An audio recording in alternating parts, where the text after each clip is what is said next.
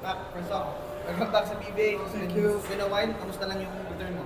Well, yun nga, nagka-jitters, and yun yung iniiwasan ko talaga before nag-start. Kulang pa sa adjustment, kulang pa sa rhythm. Late ko na nakuha yung rhythm ko ng fourth quarter, and yun nga, ang hirap talaga pag nasa liga ka na talaga na prestiyosong liga. So yun. Yung, kumusta naman yung experience kasi di ba yung 3x3 yun eh, doon ka galing. Gano'n nakalaking tulong yun sa'yo pag balik mo rin sa PBA? Yung natulong sa akin nun, yung maturity ko inside the court. Nakikita na parang bumabagal nung rookie year ko kasi nung nag-PBA ako. Parang ang bilis ng mga pangyayari. Ngayon, bumabagal siya. And ngayon, medyo nakakapag-adjust ako ng konti.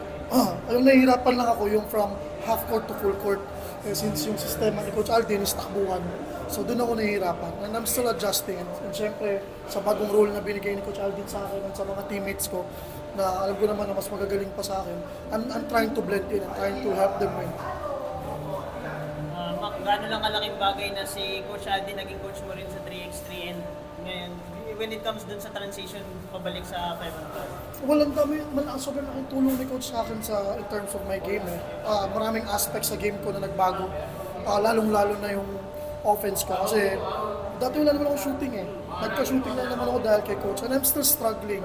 And yun, bumalik na ako sa kanya. Natututo ulit ako kung paano maging consistent.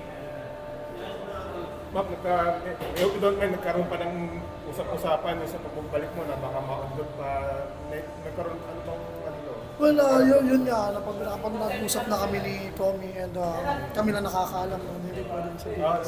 So ayun, inayos namin, tapos syempre nanghingi ako ng ano kay Tommy kung ano kailangan gawin ko. So yun, binigyan na, ni-reinstate na ako. Tapos ba, syempre matagal ka rin nawala sa PBA, nag-BBL ka din, nasa isip mo pa rin ba na eventually makakatali ka rin sa PBA para wake up call din ba yun?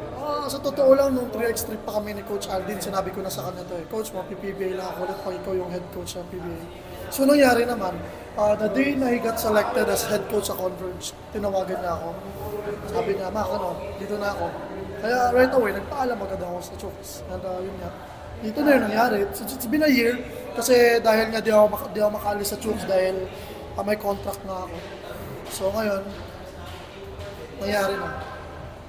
Mac, when you left the PBA in 2019, nakita mo ba na pwede pa akong bumalik or parang naisip mo na Oo naman, sobrang ano pa. So I think I just took different path. Hindi naman ako naging inaiinggit sa iba na buti pa sila geto. I just took different path. And it helped me grow. Hindi rin as a player, and as a person din sa totoong buhay.